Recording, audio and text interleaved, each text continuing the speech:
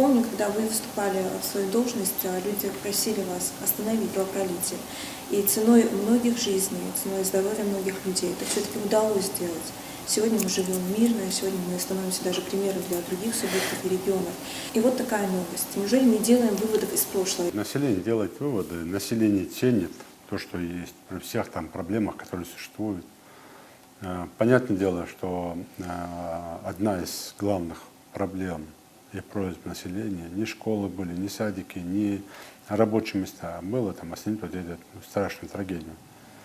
А потом появились другие там желания, да, пожелания. Сейчас даже то село, где уже есть там 2 садика, 2 школы, там спортивный объект, там еще чего-то, они хотят что-то другое. Это нормально.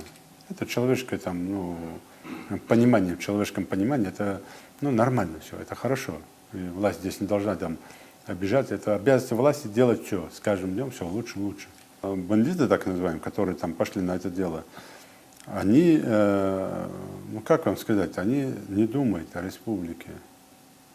Они не думают. Вот вчера был такой хороший круглый стол на телевидении. Я слушал некоторые моменты высказываний людей. Соглашусь и с теми, но больше с теми, которые говорят, что это не просто заблудшие, а что это бандиты, что это враги нашего народа. Ну что еще им нужно было? Кто им в чем мешал? Они жили спокойно.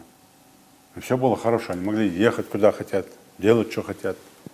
То есть там не скажешь, что у них там траур, трагедия, они о чем-то там задумались, да? Но они пошли, они испачкали республику. Они не понимают, с каким трудом эта республика создавалась.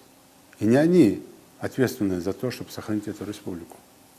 Они не понимают, что каждое их вот такое злодеяние – это против республики, против авторитета народа республики.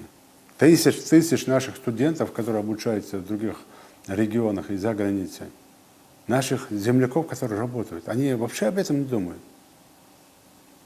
И вот эти действия, неуважение к своему, как я уже говорил, там, отцу, к матери, там, к жене, к детям, неуважение к своему тейпу, неуважение вообще к чему-то, вообще ничего святого для этих людей нет. Готовы в любое время ударить в спину. Кому они хорошо сделали? Они нам сделали плохо. Это вот люди, которые там не какие-то там засланные казачки, а именно доморошенные. Нам же ставить подножку. Как? Как это? И почему те ребята, которые пишут в инстаграмах там, или в комментариях, почему они этого не осознали? Ну промолчи, ну скажи какие-то слова. Ребята, остановитесь, хватит.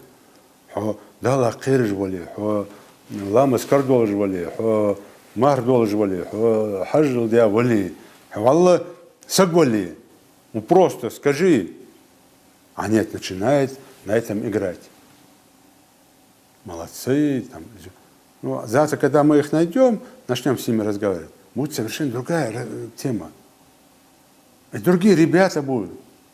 Но этот человечек, который там сидит, не понимает, что он себя же ставит на один уровень с тем, кто это сделал. С врагом нашего народа. С врагом нашего народа. А ему будет задать вопрос, эй, кунах, хай, дахи, даму магарюха, хай, иса, исеки, бермидис, бердыкас, куда ты ее бросил? Барит чидян халыс, ицхай чидян халыс, хай, бдиса, бери, хандис раиш. Молодцан долгий дизер. Вот те, которые в комментариях сегодня сидят, они должны это понимать. Что они своими действиями еще больше подстрекают вот таких желающих пойти. Когда первый этот пошел на пост там с ножами, когда его там убили, я тогда задумался о его матери, о его сестрах. За себя, за отца. А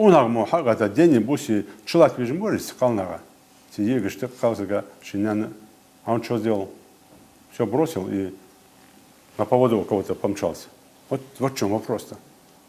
Поэтому, конечно, нам надо очень серьезно задуматься, и все должны со всех сторон. Мне понравилось у многих там в соцсетях там обращения молодых людей, молодых обращений. Это хорошо. Надо вот такими обращениями, не только я, как глава республики, а любой человек, который там болеет за душой.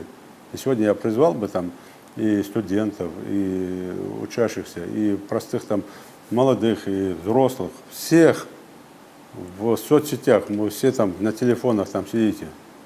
И независимо, в какую мечеть вы ходите, независимо, тарикат вы придержите или не придержите тариката, кто себя считает жителем Ингушетии? Что не только ингушам, а жителям Ингушетии.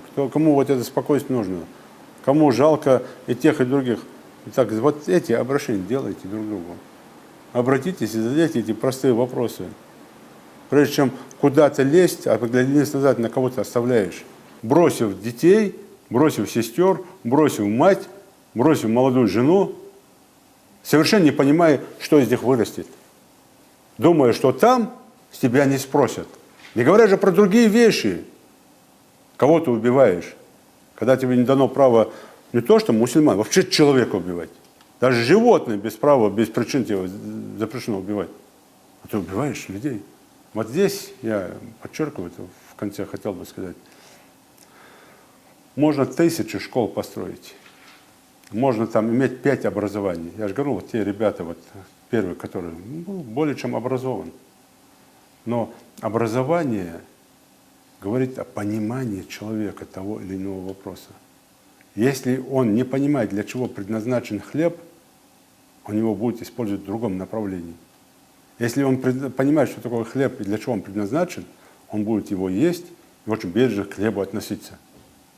Вот когда человек, который, получив образование, не понимает, что такое образование, для чего оно у него есть, что он должен соизмерять любые свои поступки и всегда уметь отделить полезное или неполезное, в этом случае вот появляются вот такие враги нашего народа. Албарца, Бог бы дал,